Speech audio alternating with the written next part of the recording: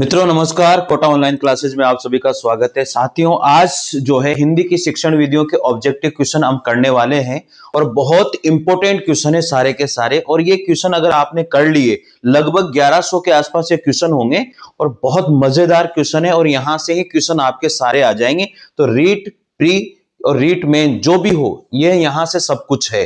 अर्थात आप सोच रहे हो कि लेवल 1 और लेवल 2 दोनों में से किसी का भी एग्जाम दे रहे हो, रीट मेंस का, तो यहां से सारे क्वेश्चन आपके हिंदी की शिक्षण विधियों के मिलने वाले हैं। तो चलिए तैयार हो जाइए फटाफट जल्दी से और लिखिए फटाफट। और आप लिखिए या प्रैक्टिस कीजिए जो भी आपकी इच्छा है, लेकिन एक एक क्वेश्चन बस यहां से पढ़ने वाला है आपके।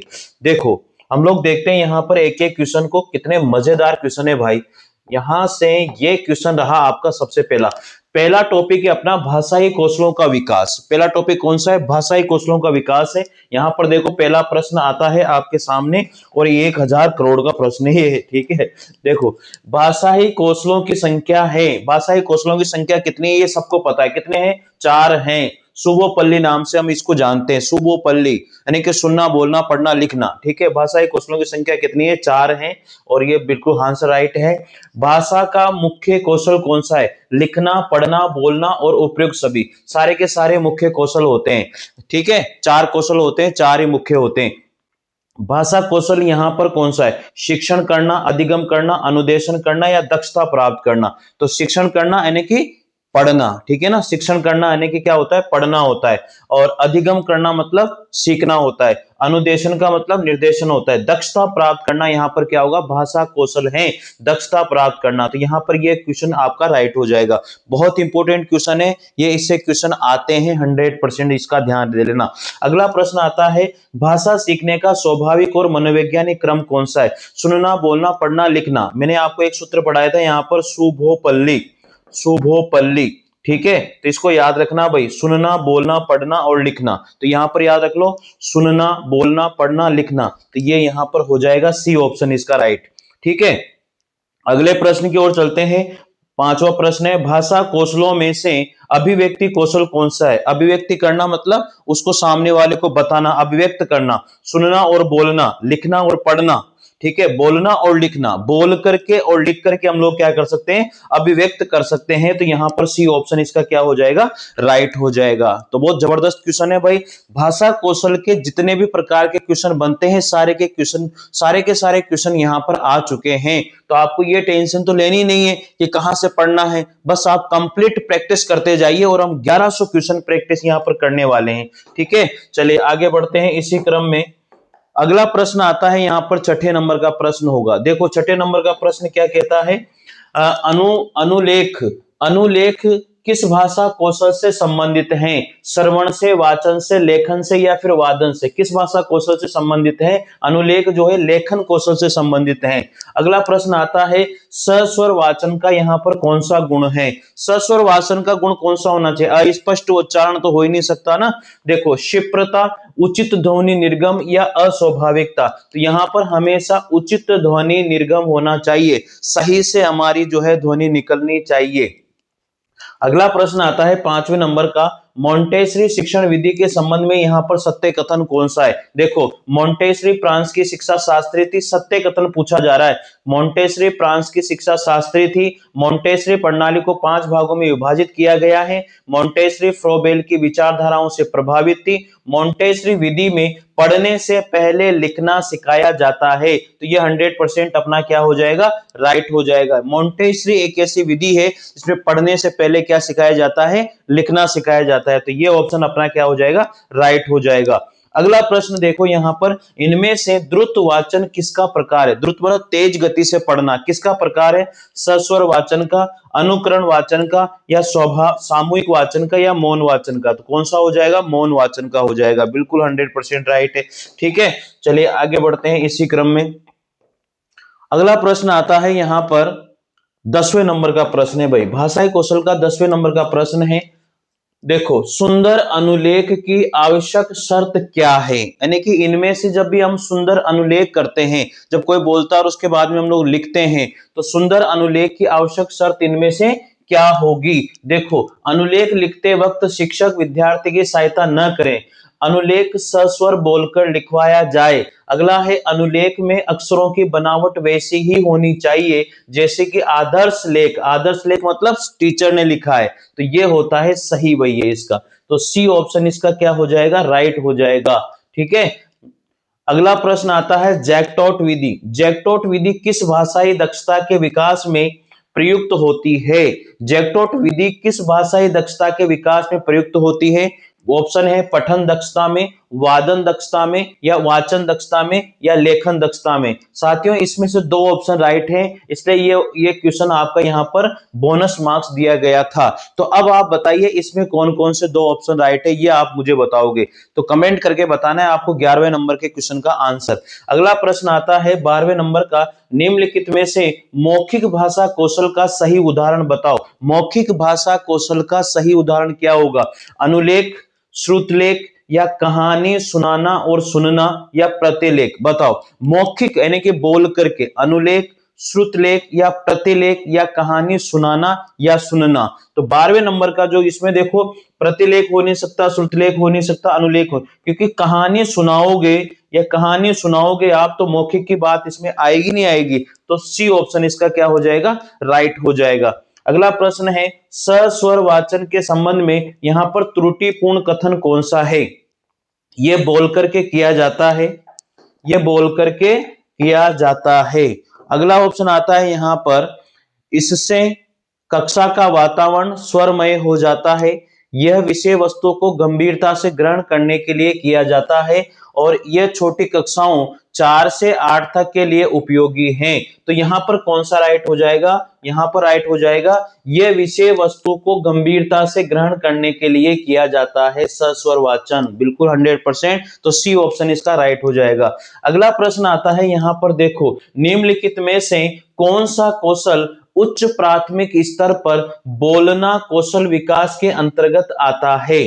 तो निम्नलिखित में से कौन सा कौशल है जो उच्च प्राथमिक स्तर पर बोलना कौशल के अंतर्गत आता है? कहानी लिखना तो आ ही नहीं सकता, वाद विवाद प्रतियोगिता करना, तो यहां पर ही बोलने वाली बात हो रही है, बाकी किसी में भी नहीं हो रही है। तो इसमें तो मौन वाचन हो सकता है, केवल गाना सुनना भी नहीं हो सकता। तो ये बी ऑप्शन इसका क्या हो जाएगा, राइट हो जाएगा। अगला प्रश्न आता है मेरे मित्रों, अगले प्रश्न की अगर हम बात करते हैं, देखो अगला प्रश्न ये रहा। अगला प्रश्न है 15वें नंबर का, आदर्श पठन विषय सामग्री पर प्रश्न पूछना, विविध प्रतियोगिताओं का आयोजन, कहानी, नाटक, बाल कार्यक्रम सुनाना और बच्चों के बैठने का आसन ठीक करना इत्यादि गतिविधियां श्रवण कौशल विकास में किस तरह के बालकों के लिए होती है? एक बार फिर क्वेश्चन को पढ़िए ढंग से। आदर्श पठन विषय सामग्री पर प्रश्न पूछना, विविध प्रतियोगिताओं का आयोजन, कहानी, नाटक, बाल कार्यक्रम सुनाना, बच्चों के बैठने का आसन ठीक करना इत्यादि गतिविधियां श्रवण कौशल विकास में किस स्तर के बालकों के लिए होती है? तो ये शैशव स्तर के लिए, प्रौढ़ स्तर के लिए, या उच्च प्राथमिक स्तर के लिए, या महाविद्यालय के लिए? तो कौन से बालकों को ये सारी चीजें सिखाई जाती है? उच्च प्राथमिक स्तर। कौन से कौशल की बात कर रहे हैं हम लोग यहाँ पर? हम बात करें यहाँ पर श्रवण कौशल की बात कर रहे हैं। तो उच्च प्राथमिक स्तर के बच्चों के लिए ये सारी बातें होनी चाहिए। अगला प्रश्न है 16 नंबर का, बच्चों के लिए भाषा सीखने का सर्वोत्तम जो होती है एज, सर्वोत्तम जो समय होता है, उनकी जो उम्र होती है वो सर्वोत्तम उम्र कौन सी होती है? बहुत इंपॉर्टेंट क्वेश्चन है, रेट लेवल 2 2021 में आया हुआ प्रश्न है। बच्चों के लिए भाषा सीखने का सर्वोत्तम समय कौन सा होता है? 6 से 9 वर्ष की आयु का होता है, 12 से 15 वर्ष की आयु का होता है, या फिर 18 से 21 वर्ष, या फिर 21 से 24 वर्ष? तो यहाँ पर 6 से 9 वर्ष की आयु का समय जो होता है बच्चों के लिए सर्वोत्तम समय होता है भाषा सीखने के लिए। 6 से 9 वर्ष की आयु याद रखना भाई, ठीक है, कर लोगे यहां तक। अगला प्रश्न आता है, भाषाई कौशल चल रहे हैं अभी, 17 नंबर का प्रश्न है। यहां पर देखो 17 नंबर का प्रश्न क्या कहता है, हिंदी शिक्षण में मूल ध्वनियों की संख्या अधिक होना उच्चारण के किस स्तर के छात्रों के लिए सबसे बड़ी चुनौती है? हिंदी शिक्षण में मूल ध्वनियों की संख्या अधिक होना उच्चारण में किस स्तर के छात्रों के लिए सबसे बड़ी चुनौती होती है? किशोर स्तर के लिए, युवा स्तर के लिए, शिशु स्तर के लिए, या प्रौढ़ स्तर के लिए? किसके लिए होती है भैया? अगर बहुत ज्यादा ध्वनियां हैं तो शिशु जो बच्चे होते हैं वो उनको समझ नहीं पाते हैं, ठीक है ना। तो शिशु स्तर पर ये बहुत ज्यादा नुकसान तो नहीं, बहुत बड़ी चुनौती होती है उनको सीखना उनके लिए। 18 नंबर का प्रश्न है, प्रतिलेख में विद्यार्थियों को किस आकार के अक्षर बनाने होते हैं? छोटे, बड़े या किसी भी आकार के, सूक्ष्म आकार के, किसी भी आकार के बनाए जा सकते हैं, क्योंकि जो प्रतिलेख कर रहा है जैसा बना हुआ है वैसा बनाना है, इसका मतलब किसी भी आकार के अक्षर बनाने पड़ सकते हैं। रेट लेवल 2 2021 में आया हुआ प्रश्न है, सोचो बहुत इंपॉर्टेंट प्रश्न है। आप कुछ भी तुक्का मार सकते हो, लेकिन किसी भी आकार के हो सकते हैं। 19 नंबर का प्रश्न है, मौखिक भाषा शिक्षण की प्रत्यक्ष विधियों में कौन सी विधि नहीं आती है? मौखिक भाषा शिक्षण की प्रत्यक्ष विधियों में कौन सी विधि नहीं आती है? भाषण, वार्तालाप, अभिनय या गद्य शिक्षण? तो मौखिक भाषा शिक्षण के प्रत्यक्ष विधियों में कौन सी विधियों में, याद रखना भाई, प्रत्यक्ष और अप्रत्यक्ष दो प्रकार की विधियां हैं। मैंने वीडियो डाला हुआ है पूरा का पूरा प्रत्यक्ष विधियों का और अप्रत्यक्ष विधियों का, देख लेना ढंग से, ठीक है। तो याद रखना, भाषा शिक्षण के प्रत्यक्ष विधियों में कौन सी विधि यहां पर नहीं आती है? तो भाषण, वार्तालाप, अभिनय, लेकिन गद्य शिक्षण जो है प्रत्यक्ष विधियों में नहीं आती, ये अप्रत्यक्ष विधियों में आती है। अगला प्रश्न है 20 नंबर का, पठन कौशल विकसित करने हेतु निम्नलिखित सही तरीका है? पठन कौशल विकसित करने हेतु निम्नलिखित सही तरीका कौन सा होगा? बाल गीत सुनाना, बाल साहित्य पढ़ना या श्रुत लेख पर जोर देना या बाल फिल्म की दर्शन होता है? तो बताओ पठन कौशल का विकसित करने का सही तरीका क्या है? बाल साहित्य पढ़ना पठन कौशल को विकसित करने का सही तरीका होता है। अगला प्रश्न आता है यहां पर, उच्च प्राथमिक स्तर पर मौखिक भाषा शिक्षण की प्रत्यक्ष विधि का सही उदाहरण कौन सा होगा? उच्च प्राथमिक स्तर पर मौखिक भाषा शिक्षण की जो प्रत्यक्ष विधि है उसका सही उदाहरण क्या है? प्रदर्शन और निर्देशन या फिर आदर्श संभाषण? कौन सी मौखिक भाषा की, याद रखना, तो आदर्श संभाषण, प्रदर्शन निर्देशन, अभिनय प्रदर्शन या सहानुभूतिपूर्ण व्यवहार? तो यहां पर क्या हो जाएगा? अभिनय पूर्वक प्रदर्शन करना ही इसका सही आंसर हो जाएगा 21 नंबर का।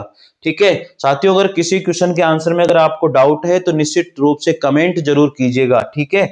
चलिए आगे बढ़ते हैं, 22 नंबर के प्रश्न पर आ जाते हैं। 22 नंबर का प्रश्न है, देखो 22 नंबर का प्रश्न, 22 नंबर का प्रश्न यहां पर, प्राथमिक स्तर के पश्चात पद्य और कविताओं का चयन करते समय ध्यान रखना चाहिए। प्राथमिक स्तर के पश्चात पद्य और कविताओं का चयन करते समय हमें क्या ध्यान रखना चाहिए? कविता की भाषा क्लिष्ट होनी चाहिए। कविता की भाषा कैसी होनी चाहिए? क्लिष्ट होनी चाहिए। तो जबकि तो गलत है, क्लिष्ट तो होनी नहीं चाहिए। कविता जीवन से दूर कृत्रिम हो, यह भी गलत है, कृत्रिम भी नहीं होनी चाहिए, दूर भी नहीं होनी चाहिए। कविता की भाषा कक्षा के स्तर के अनुकूल हो, तो यही ऑप्शन क्या हो जाएगा इसका? कविता की भाषा शिक्षक के कक्षा के स्तर के अनुकूल होना चाहिए, तो सी ऑप्शन इसका राइट हो जाएगा। 23 नंबर का प्रश्न है, विद्यार्थी सही ढंग से लिखें और उसके लेखन कौशल में निरंतर विकास हेतु क्या आवश्यक होता है? विद्यार्थी सही ढंग से लिखें और उसके लेखन कौशल में निरंतर विकास हेतु क्या आवश्यक होता है? अध्यापक विद्यार्थी लिपि, शब्द और वाक्य रचना के अशुद्धियों को दूर करते रहे। तो ये बिल्कुल सही है, अध्यापक क्या करते रहे? विद्यार्थियों की लिपि, उसके शब्दों को, उसके वाक्यों को और उसके अशुद्धियों को क्या करते रहे? दूर करते रहे, तो सबसे बेस्ट होगा। तो चलिए, अच्छा लेखन करने पर असीमित प्रशंसा की जाए, गलत बात है, प्रशंसा इतनी होनी नहीं चाहिए। विद्यार्थी के साथ सहानुभूति व्यवहार नहीं किया जाए, करना चाहिए, जबकि कक्षा में उचित फर्नीचर व्यवस्था की उपेक्षा की जाए, अपेक्षा की जाए, उपेक्षा तो होनी नहीं चाहिए ना यहाँ पर। देखो 24 नंबर का प्रश्न है, विद्यार्थी में पठन कौशल विकसित करने हेतु जो है उचित उपाय क्या है? विद्यार्थी में पठन कौशल विकसित करने हेतु उचित उपाय क्या होता है? पठन कौशल को विकसित करना है, अब क्या उपाय हो सकता है? पुस्तकालय से संदर्भित पुस्तकें लेने, पढ़ने और अधिगम आवश्यक सामग्री खोज का अवसर दिया जाए। ठीक है, ये तो होता ही होता है भैया, लेकिन ये पूछ रहा है उचित क्या हो सकता है?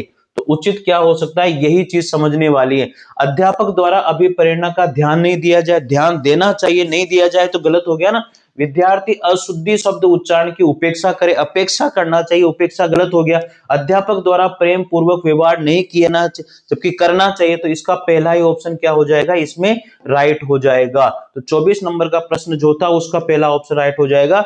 विद्यार्थी में पठन कौशल विकसित करने हेतु उचित उपाय क्या है? पुस्तकालय से संदर्भित पुस्तकें लेने, पढ़ने और अधिगम आवश्यक सामग्री खोज का अवसर देना चाहिए। तो ये ऑप्शन इसका क्या हो जाएगा, राइट हो जाएगा। पहला ऑप्शन इसका क्या हो जाएगा, राइट हो जाएगा भाई। तो पहले ऑप्शन को हम क्या मान लेंगे, यहां पर राइट मान लेंगे। बढ़े आगे।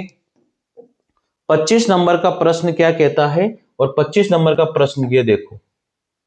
चलो 25 नंबर का प्रश्न है, सर्वप्रथम सरल तथा समान आकृति के वर्णों को लिखवाना प्रारंभ करवाएं। सबसे पहले जो है सरल और समान आकृति के वर्णों को लिखवाना प्रारंभ करवाएं। उल्लेखित बात किस स्तर के विद्यार्थियों के हेतु की गई है। बिल्कुल ये तो हम समझ ही गए 100% के प्राथमिक स्तर के बच्चों के लिए की गई है। सर्वप्रथम सरल तथा समान आकृति के वर्णों को लिखवाना प्रारंभ करवाएं, तो कौन से स्तर के विद्यार्थियों के लिए बात है, प्राथमिक स्तर के विद्यार्थियों के लिए बात है भाई ये। 26 नंबर का प्रश्न क्या कहता है, इनमें से भाषा शिक्षण के मूल उद्देश्यों में भाषाई दक्षताएं प्राप्त करने का आधार होती है। तो याद रखना, इनमें से भाषा शिक्षण के मूल उद्देश्यों में भाषाई दक्षता प्राप्त करने का आधार होती है। समूहवार भाषाई दक्षताएं, कक्षावार भाषाई दक्षताएं, लैंगिक समूहवार भाषाई दक्षताएं, पारिवारिक पृष्ठभूमि की भाषाई दक्षताएं। देखो पारिवारिक पृष्ठभूमि की भाषाई दक्षताएं तो होगी, लेकिन कक्षा की जो कक्षावार भाषाई दक्षताएं होती है वो भी सही होती है। तो यहाँ पर कौन कौन से ऑप्शन सही हो जाएंगे, सी और डी यहाँ पर ऑप्शन सही हो जाएगा। 27 नंबर का प्रश्न कहता है, भाषाई कौशलों यानी कि सुनना, बोलना, पढ़ना और लिखना कौशल विकास किस कक्षा तक पूर्ण हो जाना चाहिए। तो किस कक्षा तक पूर्ण हो जाना चाहिए, ये कक्षा 5 तक सारे के सारे कौशल क्या होने चाहिए, पूर्ण हो जाने चाहिए। भाषाई कौशलों यथा सुनना, बोलना, पढ़ना, लिखना, वेरी इंपॉर्टेंट क्वेश्चन है भाई, 2015 रेट लेवल 1 में आया हुआ प्रश्न है। भाषाई कौशलों यथा जैसे सुनना, बोलना, पढ़ना, लिखना कौशल विकास किस कक्षा तक पूर्ण हो जाने चाहिए, कक्षा 5 तक पूर्ण हो जाने चाहिए। तो सी ऑप्शन राइट हो जाएगा। 28 नंबर का प्रश्न है, शिक्षण कौशल का उपयोग किया जाता है कक्षा के अंदर, कक्षा के बाहर, अंदर और बाहर या कोई भी नहीं। तो बिल्कुल 100% है, शिक्षण कौशल का उपयोग कक्षा के बाहर और अंदर दोनों जगह पर किया जा सकता है। तो ऑप्शन सी इसका क्या हो जाएगा, राइट हो जाएगा। चलिए अगला प्रश्न देखते हैं। 29 नंबर का प्रश्न है, 29 नंबर का प्रश्न, भाषा की शिक्षा दी जाती है अर्थ ग्रहण और अभिव्यक्ति के लिए, विद्वान बनाने के लिए, साहित्यकार बनाने के लिए, मनोरंजन। भाषा की जो है शिक्षा दी जाती है अर्थ ग्रहण और अभिव्यक्ति के लिए की जाती है, ठीक है, मतलब उसका अर्थ भी ग्रहण कर सके और अभिव्यक्त भी कर सके, तो इसके लिए भाषा की शिक्षा दी जाती है।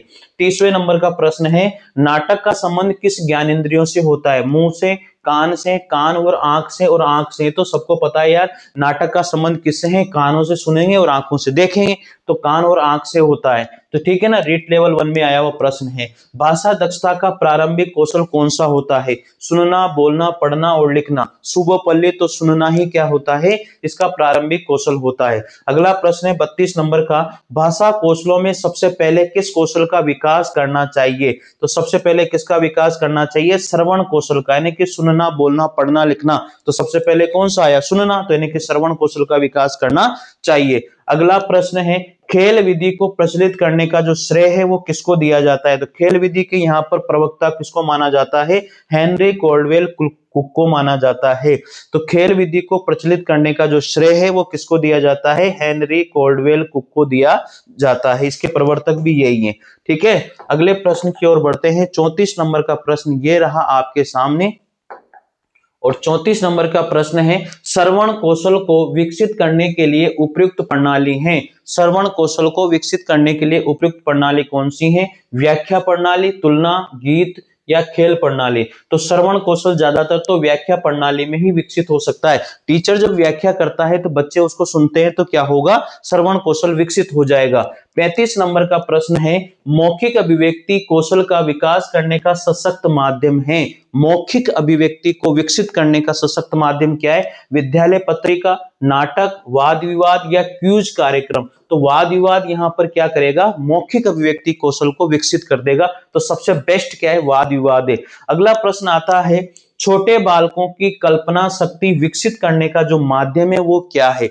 छोटे बालकों की कल्पना शक्ति विकसित करने का माध्यम क्या है? महापुरुषों की जीवनियां, रसानुभूति कविताएं, पौराणिक कथाएं या परियों की कहानी। तो छोटे बालकों के लिए तो सबसे ज्यादा क्या है? परियों की कहानियां इंपॉर्टेंट है। सहानुभूति कविताएं भी हो सकती है, लेकिन इन सभी में ज्यादा इंपॉर्टेंट यहाँ पर परियों की कहानी उचित सबसे ज्यादा ऑप्शन ये लग रहा है डी ऑप्शन। अगला प्रश्न है 37 नंबर का, किसका संबंध बोलने के कौशल के विकास से नहीं है? तो शुद्ध उच्चारण, सस्वर वाचन, कविता पाठ या प्रतिलिपि। तो यहाँ पर प्रतिलिपि जो है ना बोलने कौशल से विकसित नहीं है। भाई शुद्ध उच्चारण करेंगे तो भी बोलने का काम पड़ेगा, सस्वर वाचन करेंगे तो भी बोलने का काम पड़ेगा, कविता पाठ करेंगे तभी बोलने का पड़ेगा, लेकिन प्रतिलेख में जो है बोलने का काम नहीं है, इसलिए यहाँ पर बोलने कौशल का विकास ये वाला ऑप्शन नहीं होगा। ठीक है, यहां तक बात समझ में आ गई होगी। आगे बढ़ते हैं इसी क्रम में। चलिए 38 नंबर का प्रश्न आता है मेरे मित्रों, मैं आपसे गारंटी दे रहा हूं ना, एक भी क्वेश्चन बाहर नहीं जाएगा, बस आप पढ़ लो। 1100 प्रश्न है, शिक्षण विधियों के कम होते हैं कि यार? जबरदस्त प्रश्न है यार, आपको खुद को मजा आएगा इनको पढ़ोगे तो। मैं खुद रिवाइज करा रहा हूं आपका, बहुत स्पीड के साथ चल रहा हूं। और देखो 38 नंबर का प्रश्न है, उच्चारण कौशल की परीक्षा किससे ली जा सकती है? उच्चारण कौशल की परीक्षा किससे ली जा सकती है? लिखित परीक्षा, मौखिक परीक्षा, निबंधात्मक परीक्षा या वस्तुनिष्ठ परीक्षा? किससे ली जा सकती उच्चारण कौशल में? तो मौखिक परीक्षा से ही हम लोग जो है उच्चारण कौशल की परीक्षा ले सकते हैं भाई। अगला प्रश्न है 39 नंबर का प्रश्न है, मौखिक अभिव्यक्ति का आवश्यक गुण क्या है? मौखिक अभिव्यक्ति का जो आवश्यक गुण है, गतिशीलता, ग्राह्यता, प्रभाव, उत्पादकता या उच्चारण की शुद्धता। तो सबसे ज्यादा मोस्ट इनमें क्या है? उच्चारण की। मौखिक अभिव्यक्ति कर रहे हैं तो उच्चारण एकदम शुद्ध होना चाहिए, तो डी ऑप्शन क्या हो जाएगा? राइट हो जाएगा।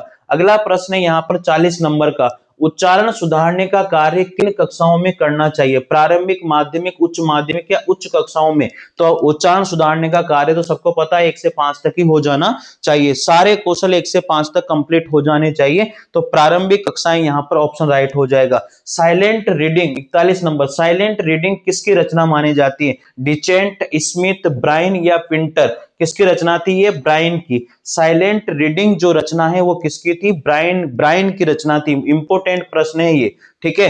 42 नंबर का प्रश्न है, सस्वर वाचन का अभ्यास कराने के लिए सबसे उपयुक्त साधन यहाँ पर क्या है? आदर्श वाचन, अनुकरण वाचन, सामूहिक वाचन या पाठ्य पुस्तक वाचन? तो सामूहिक वाचन, सस्वर वाचन, एक साथ बोलना मतलब सामूहिक वाचन यहाँ पर उपयुक्त साधन होगा। अगला प्रश्न आता है, मौन वाचन कब शुरू करना चाहिए? तीसरी कक्षा से, चौथी कक्षा से, छठी कक्षा से या दूसरी कक्षा से? कब शुरू करना चाहिए? ये प्रश्न बहुत डाउटफुल रहा है भैया, इस प्रश्न को ध्यान से देख लेना, बहुत इंपॉर्टेंट प्रश्न है। मौन वाचन कब शुरू करना चाहिए?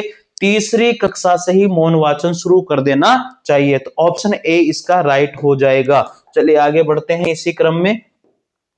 अगला प्रश्न है 44 नंबर का प्रश्न आता है आप लोगों के लिए, ये रहा 10 करोड़ का प्रश्न है भैया, ठीक है। देखो मौन वाचन के लाभ क्या क्या हैं? तो मौन वाचन का लाभ तो एक तो ज्ञान में वृद्धि होना भी मौन वाचन का लाभ है, और एक अवकाश के समय का सदुपयोग करना भी मौन वाचन के लाभ है। शारीरिक वृद्धि तो हो ही नहीं सकती, खरीदी गई किताबों का सदुपयोग, दोनों ऑप्शन तो वैसे बेकार लग रहे हैं, ठीक है ना। तो ज्ञान में वृद्धि, मौन वाचन करेंगे तो हमारा जो ज्ञान है वो बहुत स्पीड से बढ़ता है, चीजें ज्यादा याद रहती है, याद रखना भैया ना।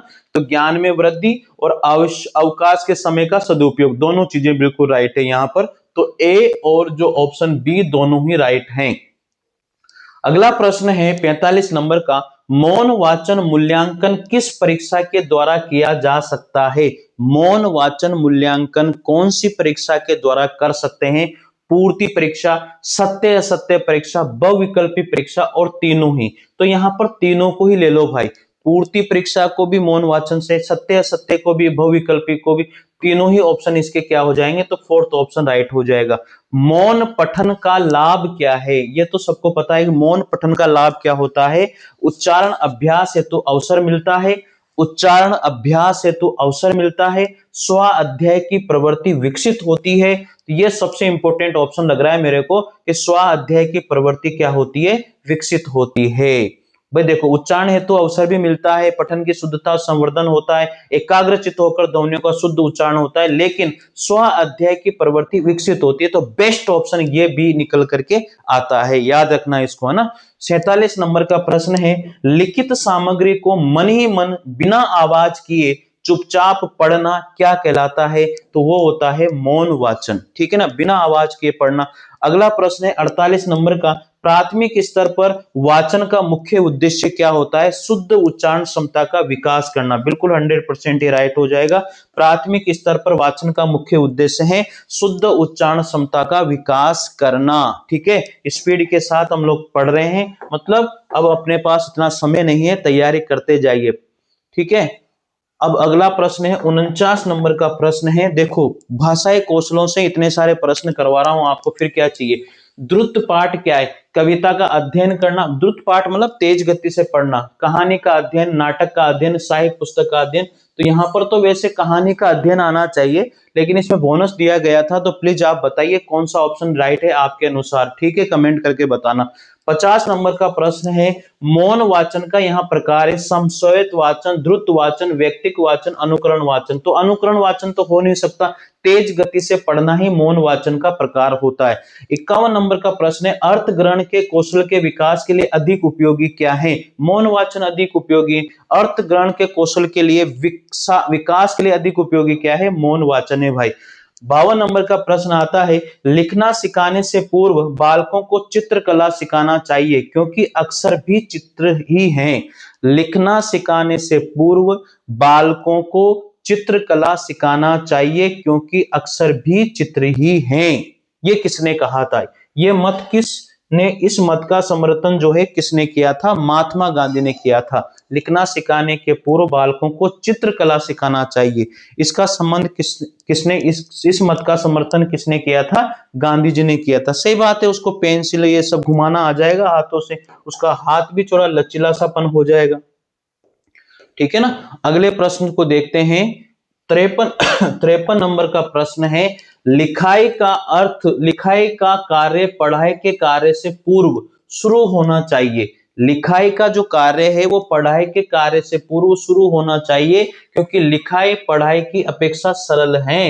लेखन शिक्षण के संदर्भ में ये जो मत है वो किसका था? श्रीमती मोंटेसरी था, क्योंकि उन्होंने ही बोला था कि लिखने से पहले, सॉरी, हमें पढ़ाई के पहले हमें जो है लिखना सीखना चाहिए, ठीक है। अगला है 54 नंबर का, भाषाई कौशल का लिखित अभिव्यक्ति रूप क्या है? भाषाई कौशल का लिखित अभिव्यक्ति रूप यहाँ पर क्या है भैया? लिखना ही है। 55 नंबर का प्रश्न है, श्रुत लेख से किस कौशल का अधिक विकास होता है? श्रुत लेख से किस कौशल का अधिक विकास होता है? हमारा श्रुत लेख से, यानी कि लिखने, सुनकर के लिखने से। श्रवण लेखन का, वाचन श्रवण, श्रवण वाचन, लेखन वाचन। तो श्रुत लेख से किसका होगा? श्रवण लेखन। सुनकर के लिखोगे तो श्रुत लेख वाली बात, ए ऑप्शन राइट हो जाएगा। अगला प्रश्न है, लेखन कला का विकास होता है देखने से, सुनने से, अनुकरण से और अभ्यास से। किससे होता है लेखन कला का विकास? यहाँ पर डी ऑप्शन राइट हो जाएगा, अभ्यास से होता है। 57 नंबर का प्रश्न है, बालकों को लिखना सिखाने से पहले ये आवश्यक है। बालकों को लिखना सिखाने से पहले क्या आवश्यक है? अक्षर सिखाना चाहिए, बारकड़ी सिखाना चाहिए, लेखन संबंधी जिज्ञासा उत्पन्न करना चाहिए, उनको क्रियाशील बनाना चाहिए। तो क्या हो जाएगा? लेखन संबंधी जिज्ञासा उनके अंदर उत्पन्न करवानी चाहिए। तो सी ऑप्शन इसका क्या हो जाएगा? राइट हो जाएगा मेरे बच्चों। तो याद रखना इस बात को, और पढ़ लो नालायकों, पढ़ लेना, इस बात का ध्यान रखना, ठीक है। 58 नंबर का प्रश्न देखो, यहां पर है, लेखन क्रिया के शिक्षण का आरंभ होता है। लेखन क्रिया के शिक्षण का आरंभ होता है सीधी रेखाओं से, घुंडियों से, तिरछी रेखाओं से या अक्षरों से। लेखन क्रिया का आरंभ किससे होता है? सीधी रेखाओं से है। बच्चा क्या करता है कि ऐसे ऐसे सीधी रेखाएं ज्यादातर खींचता है, ठीक है। 59 नंबर का प्रश्न है, लिखित अभिव्यक्ति का साधन इनमें से नहीं है। कौन सा नहीं है लिखित अभिव्यक्ति का साधन?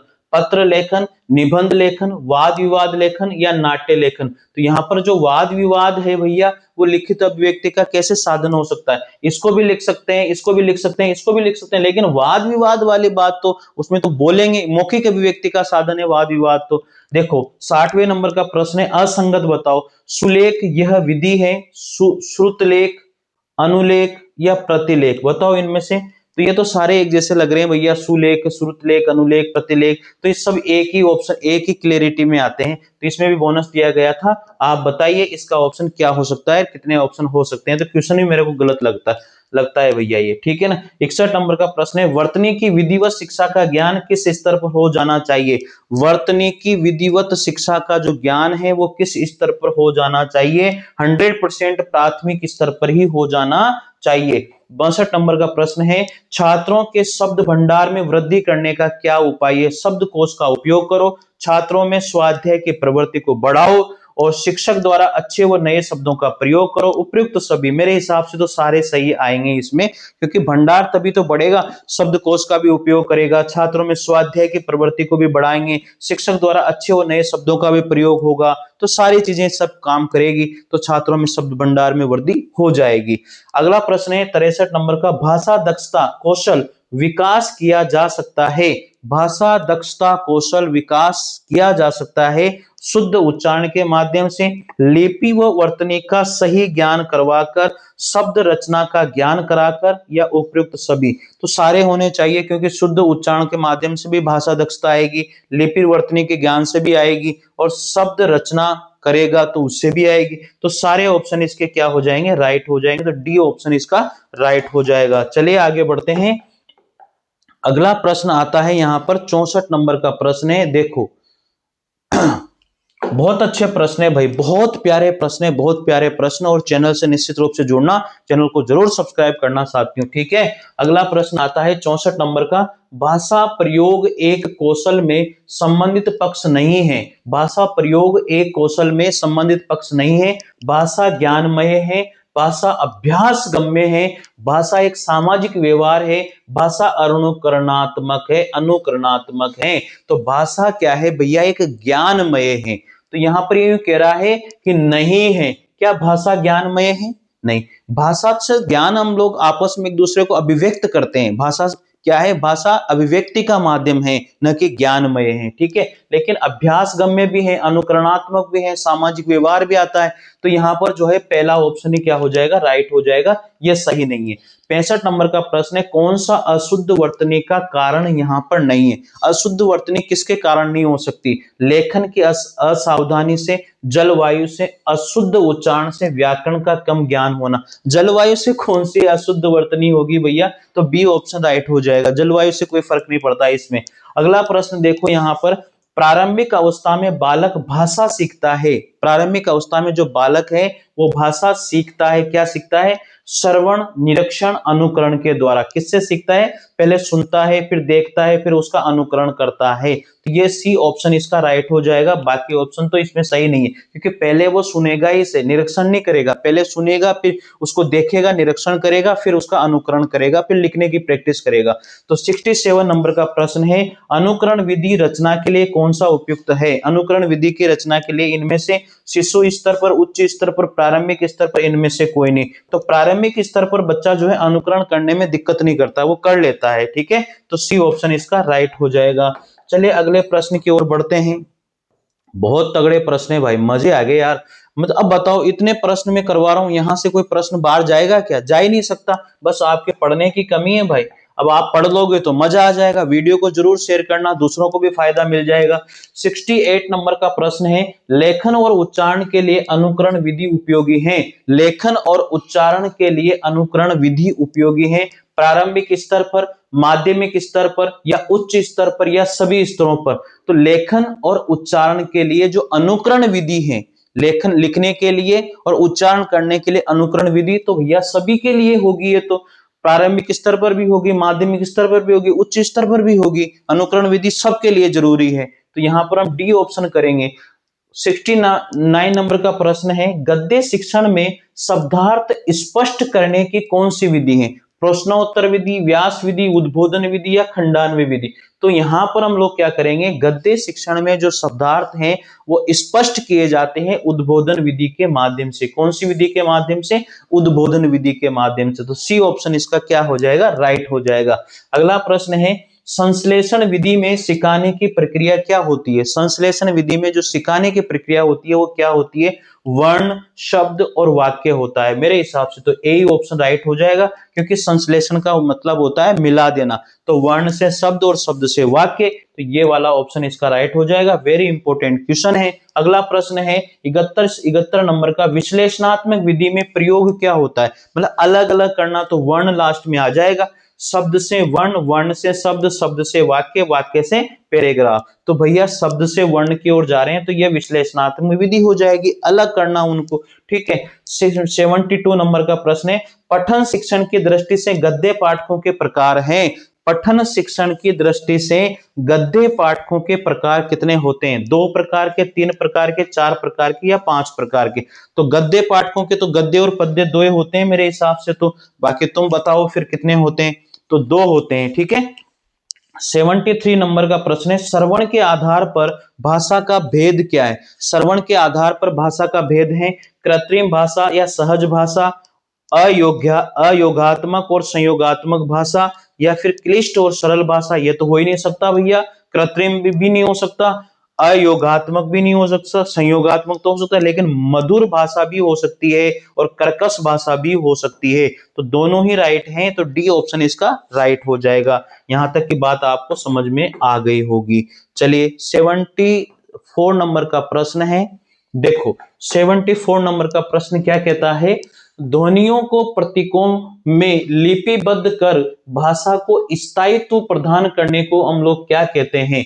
ध्वनियों को प्रतीकों में लिपिबद्ध, प्रतीक मतलब वही सिंबल, प्रतीकों में लिपिबद्ध कर भाषा को स्थायित्व प्रदान करना, उसको हम क्या कहेंगे? लेखन विधि कहेंगे। यार सिंपल सी बात है, क्यों घबराते हो? इतना टेंशन ही मत लो ना, मैं कह रहा हूं ना, बस पढ़ लो कंप्लीट, यहां से पढ़ लो। आपका जो रीट का जितना भी पेपर आएगा ना, रीट का हिंदी का पेपर जितना भी है, मैं आपको यहाँ पर एसएसटी की भी शिक्षण विधियां कराने वाला हूँ, मैथ की भी कराने वाला हूँ। रीट वालों तैयार हो जाओ, चैनल से जुड़ जाना, आपको मजा आ जाएगा, गारंटी दे रहा हूं आपको। ठीक है।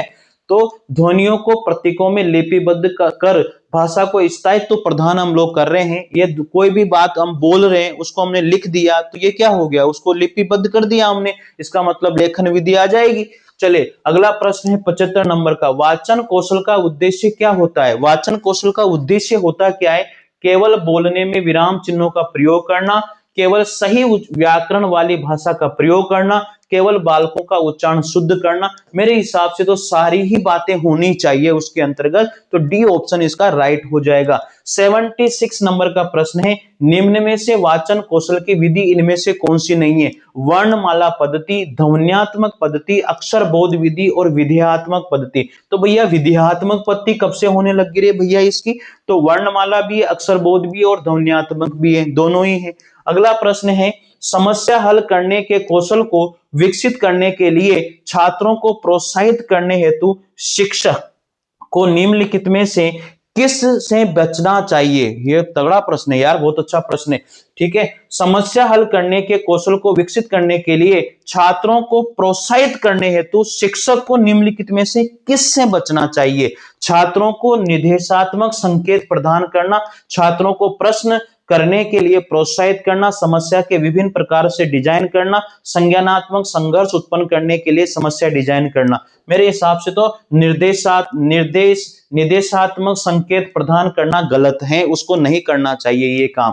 पर अगर वो निर्देश ही दे देगा तो फिर वो समस्या रहेगी क्या? उनके पास समस्या रहेगी नहीं।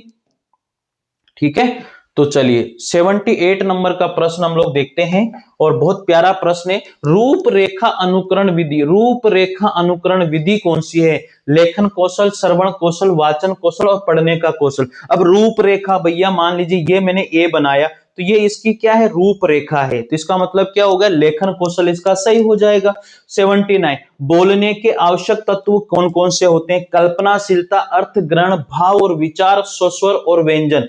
भैया कल्पना बोलने, पहले आप सोचोगे तभी तो बोलोगे, तो कल्पनाशीलता यहां पर क्या हो जाएगा? नहीं, कल्पनाशीलता नहीं होगा, भाव और विचार होंगे।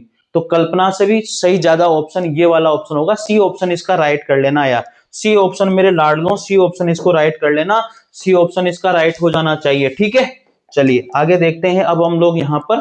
अगला प्रश्न है 80 नंबर का, मौखिक अभिव्यक्ति हेतु व्याकरण की आवश्यकता होती है। मौखिक अभिव्यक्ति हेतु, मौखिक मतलब बोलना, व्याकरण की आवश्यकता होती है ताकि केवल स्वरों के आरोह और अवरोह एवं बलाघातों को समझ सकें, केवल बालक भावों को शुद्ध रूप से व्यक्त कर सकें, केवल भाषा संबंधी अभिव्यक्ति का विकास हो सके। मेरे हिसाब से तो सारे ऑप्शन इसके क्या हो जाएंगे, राइट हो जाएंगे। ये सारी चीजें होनी चाहिए, इसके अंतर्गत सारी चीजें होनी चाहिए भाई।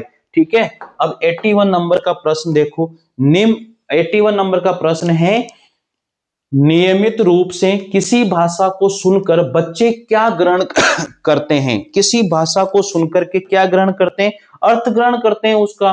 तो ठीक है, सिंपल नंबर का प्रश्न है सी। इसमें क्या ऑप्शन राइट हो जाएगा? सी ऑप्शन इसका राइट हो जाएगा मेरे हिसाब से। तो अर्थ ग्रहण करते हैं। भाषा की बुनियादी संरचना, अब मुझे बताओ यार इन दोनों में से, मेरे को तो सी राइट है भैया मेरे हिसाब से, आपके हिसाब से कौन सा राइट होना चाहिए? ठीक है, 82 नंबर का प्रश्न है, कक्षा में छात्रों की सक्रियता देखी जाती है शिक्षक की हाँ में हाँ मिलाने से, शोर मचाने से, सुनने और बोलने से, और मौन बैठे रहने से। किसमें देखी जाती है? सुनने और बोलने से। कक्षा में छात्रों की सक्रियता देखी जाती है, सुनने और बोलने में छात्रों की सक्रियता देखी जाती है। अगला प्रश्न है 83, सुलेख से क्या तात्पर्य है? स्वयं से लिखा हुआ आलेख, सुनना, सुना और लेख। तो सुलेख, सुंदर लेख, लेख की सुंदर कल्पना। बताओ सुलेख का तात्पर्य क्या है? सुलेख का मतलब तात्पर्य यहां पर है सुंदर लेख करना। सुलेख मतलब अच्छा लिखने की कोशिश करना। तो सुंदर लेख, तो सुलेख का तात्पर्य यह होता है। 84 नंबर का प्रश्न है, स्कूलों में बालकों को सुनने की प्रक्रिया को बढ़ाने के लिए क्या करना चाहिए? केवल कहानी सुनानी चाहिए, केवल विभिन्न घटनाओं को सुनाना चाहिए, केवल कविताएं सुनानी चाहिए? मेरे हिसाब से सारे काम करने चाहिए। ठीक है, कोई दिक्कत नहीं है। अगला प्रश्न देखो, यहां पर 85 नंबर का प्रश्न आता है आपके सामने, और ये 85 नंबर का जो प्रश्न है ये रहा, भाषा कौशलों के बारे में कौन सा कथन सही है? वेरी इंपॉर्टेंट क्वेश्चन है, इस क्वेश्चन को ढंग से पढ़ लेना। 85 नंबर का प्रश्न है भैया, और ये 85 नंबर का प्रश्न 10 करोड़ का प्रश्न मान लेना। भाषा कौशलों के बारे में कौन सा कथन सही है? भाषा के कौशलों में से केवल पढ़ना लिखना महत्वपूर्ण है। भाषा के मूल रूप से कौशलों में से केवल सुनना बोलना ही महत्वपूर्ण है। भाषा के कौशल केवल क्रमबद्ध रूप से ही सीखे जाते हैं।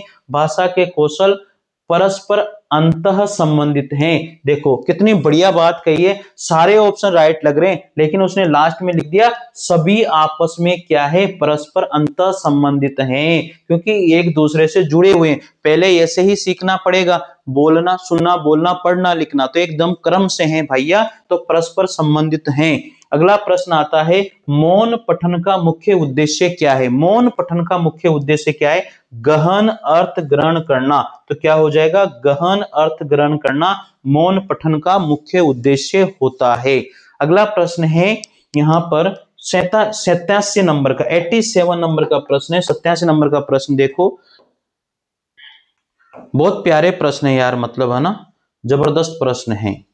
तो 87 नंबर का प्रश्न है, भाषा के आधार, भाषा के आधारभूत कौशलों में सबसे श्रेष्ठ क्या है? भाषा के आधारभूत कौशलों में सर्वोपरि क्या है? सुनना और बोलना, पढ़ना और लिखना। तो सबसे सर्वोपरि तो सुनना और बोलना होता है भैया, शुभोपल्ली। तो सुनना और बोलना सबसे सर्वोपरि माना जाता है।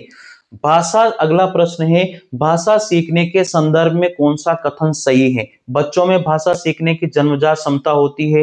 व्याकरण का ज्ञान भाषा प्रयोग की कुशलता का एकमात्र सुनिश्चित मापदंड है।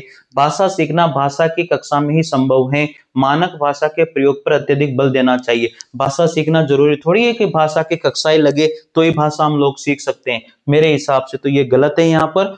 तो सही कथन पूछ रहा है, ये तो गलत वाला कथन है। बच्चों में भाषा सीखने की जन्मजात क्षमता होती है, तो ए ऑप्शन इसका राइट हो जाएगा भैया। कौन सा ऑप्शन राइट हो जाएगा? ए ऑप्शन राइट हो जाएगा। तो ये ध्यान दे लेना, बच्चों में भाषा सीखने की जन्मजात क्षमता होती है। 89 नंबर का प्रश्न है, बच्चों की पठन कुशलता का विकास करने में सर्वाधिक महत्वपूर्ण क्या है? भाषिक संरचनाओं का अभ्यास, अर्थ की अपेक्षा उच्चारणगत शुद्धता का विशेष बल देना, विभिन्न संदर्भों से जुड़ी सामग्री, पाठ्य पुस्तक में दिए गए अभ्यास। तो बच्चों में पठन कुशलता का विकास करने के लिए क्या होना चाहिए? भाषिक संरचनाओं का अभ्यास होना चाहिए। पठन कौशल के लिए भाषिक संरचनाओं का अभ्यास होना चाहिए। ठीक है, चलिए 90 नंबर का प्रश्न है, लेखन कुशलता का विकास करने में सबसे कम महत्वपूर्ण क्या होती है? लेखन कुशलता का विकास करने में सबसे कम महत्वपूर्ण क्या होती है? देखो, प्रतिलिपि जो है ना, लेखन कुशलता का विकास करने में बहुत ही कम महत्वपूर्ण बात कही गई है, तो यहां पर ए ऑप्शन क्या हो जाएगा? राइट हो जाएगा। तो मित्रों, आज के लिए हम इतने ही क्वेश्चन, कंटिन्यू आपकी क्लासेस चलती रहेगी। लगभग 1100 प्रश्न मैं आप लोगों के कराने वाला हूं। अभी तो एक ही टॉपिक नहीं हुआ भाई, तो रोज क्लासें आपके पास आएगी। दिल खोल के पढ़ते रहिए, चैनल से निश्चित रूप से जुड़िएगा, आपको बहुत फायदा होगा, यहां पर बहुत फायदा। ठीक है, धन्यवाद आज के लिए, मिलते हैं अगली क्लास में। जय हिंद, जय भारत, थैंक यू।